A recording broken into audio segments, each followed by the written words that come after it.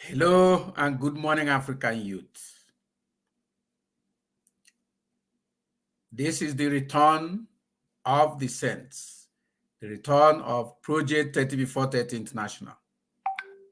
And we are returning to you today with a profound message that has been of major concern for the development of Africa.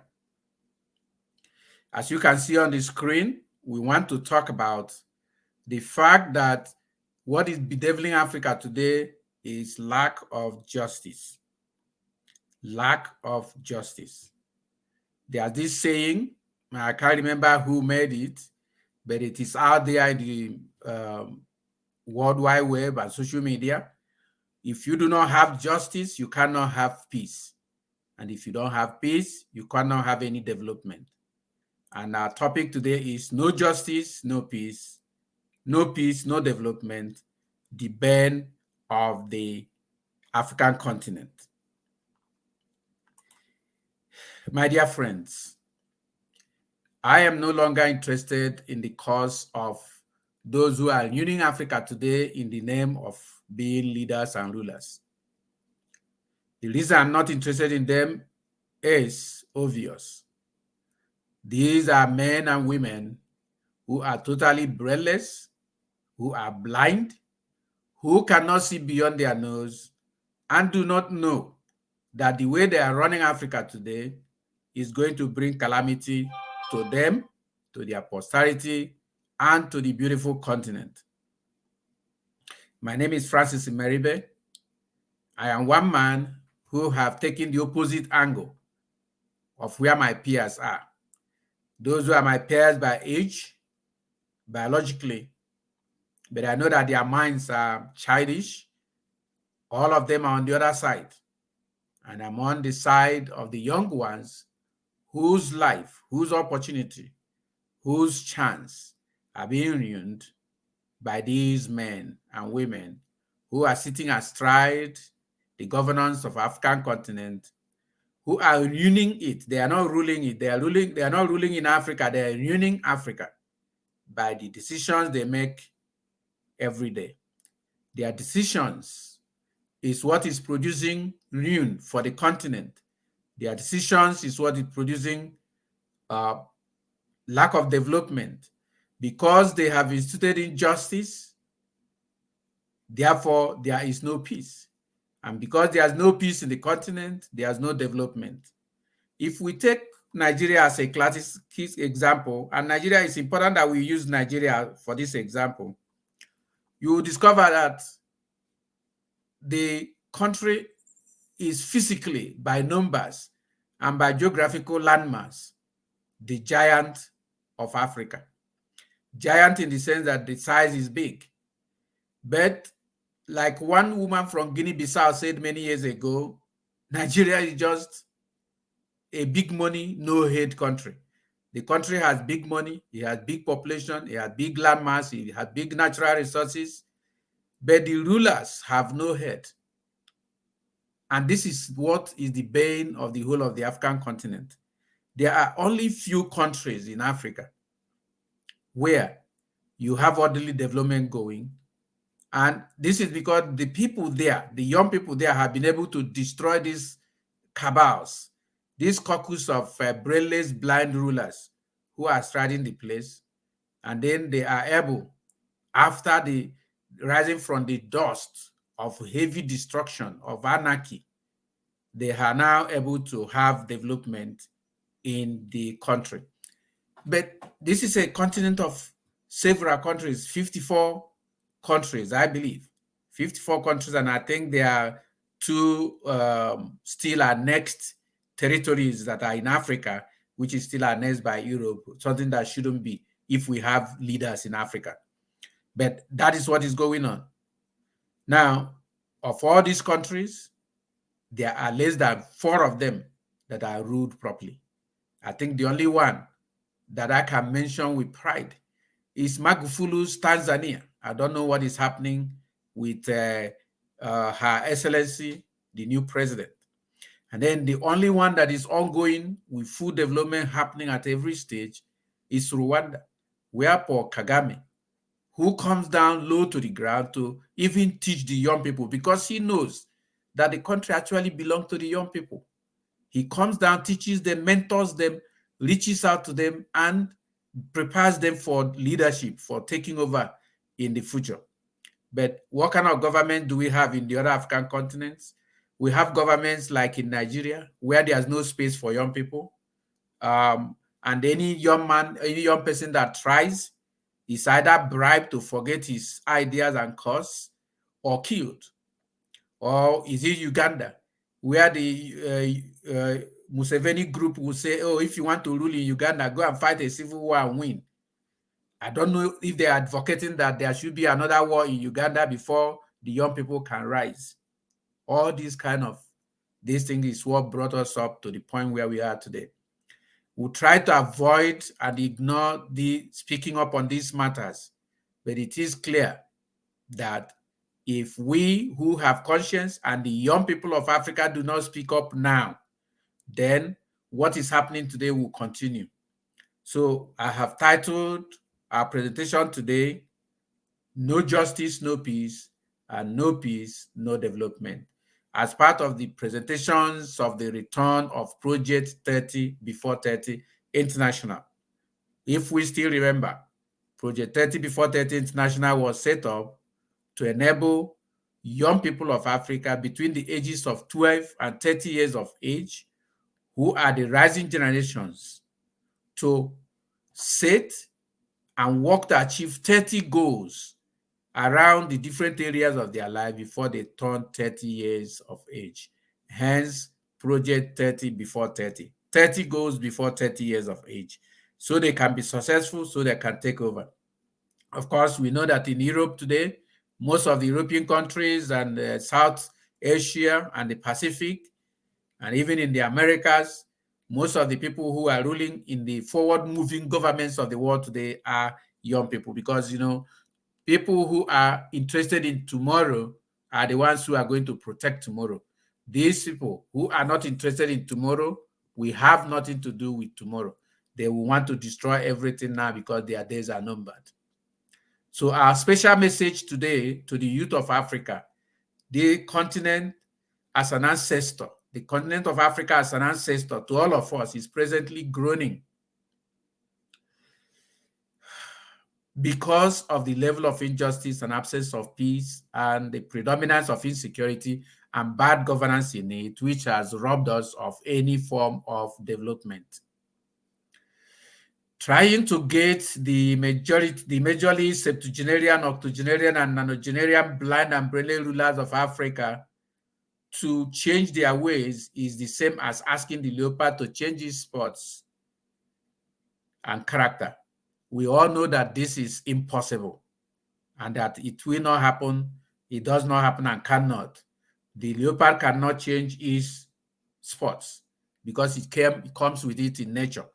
It is the nature of these people who are ruling Africa today to rob, to steal, and to do no development, and to carry out an expanding justice, which will produce lack of development for the continent.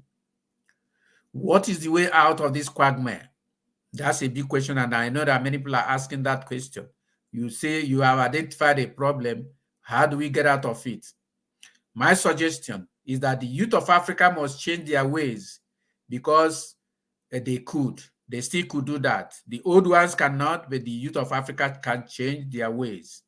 Remember the postulations of Albert Einstein, who says that if you continue to do the same thing and then turn around and continue to expect a different result, that is the true definition of insanity. Therefore, the youth of Africa must learn not to follow the ways of these evil men, machine men and women who rule in Africa today. We must not continue to follow their ways. And one of the things that worry each and every one of us as we think about this dear continent is that the young people who are going into politics, because everybody tells you, oh, if you want to change anything, get into politics. But the young people who are getting into politics are sponsored. Those of them who are not sponsored are even people who are waiting in the wings for their own opportunity to be corrupt, to take their own, to be the ones who are calling the shots. So You have to carve a niche. The African youth, you have to carve a niche, your own niche for yourself. You cannot follow the old ways and expect development. If you dare, we will have destruction in our hands. That's what is coming in this continent. And this can only be possible if you begin now to raise your voice against evil fearlessly. One of my young friends from Sierra Leone, Raymond Bobson Steven, once said, if you talk, they kill you. If you don't talk, they kill you. Therefore, it is better to talk, because then you stand a better chance to live, even if you were killed. Talk about dying like a coward, because we know that the question is, oh, if you talk, they will kill you. Everybody's afraid of dying. But is it stopping the Nigeria police from killing the young people of Nigeria every day in Nigeria? Just think, just look at it. The police, by their own hands, with taxpayers' guns bought with taxpayers' money, kill young Nigerians on daily basis in Nigeria. They are not even talking. They are just people who are struggling and trying to do their own things, but they get killed. So is it better that you keep quiet, avoid being killed, when you could raise your voice now and save the continent and save yourself and save the country, or even die to save your children or your brothers and your sisters and parents? What is best? Is it best to die as a coward, not raising your voice to the evil that is going on in the land? But anyway, whether you like it or not, if you talk, you stand the chance of getting killed. If you don't talk, you will still be killed in Africa, the one we know today. So it is about poison. It is all poison everywhere. You choose which poison that you want to drink. Perhaps the most important thing young Africans can do now is to learn, know, understand, and act in accordance with the truism that says, no justice, no peace, no peace, no development. So every young person in Africa should begin now to learn, to act, begin now to know, begin now to understand what it means, and then act in accordance with the need to establish a condition of justice so that there will be peace. So that one peace reigns, then there will be development. The lack of development you have everywhere in Africa today is because there's no peace anywhere. And the rulers we have in Africa have clearly made it so, purposefully, so that they will continue to use the opportunities to steal. I come from Nigeria, so let me use Nigeria as a typical example. In Nigeria, our rulers like nonsense to happen, and as soon as that nonsense starts, the next thing they do is they will move in, then they will make a budget for that purpose, and then they will steal the money because they will not use that budget to achieve anything. That is what goes on. I mean, how can any society survive in this kind of condition?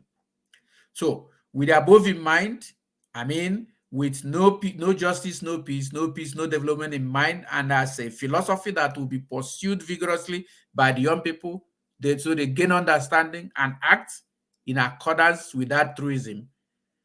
With that in mind, we can raise a new generation of Africans who would work for the development of the mother continent through justice for all, so that there will be peace, and so that we can all together ensure orderly development.